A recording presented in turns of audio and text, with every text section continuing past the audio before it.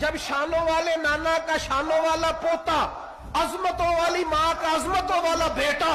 जुर्रतमंद बाप का बेटा मैदान में निकलने लगा है, तो डरा डरा सहमा सहमा रो के दिलासे दे के आंसू पूछ के नहीं, बल्कि इमाम हुसैन ने डट के खड़े होके वो इमामा सर पे बांधा जो मोहम्मद अरबी ने अता फरमाया था,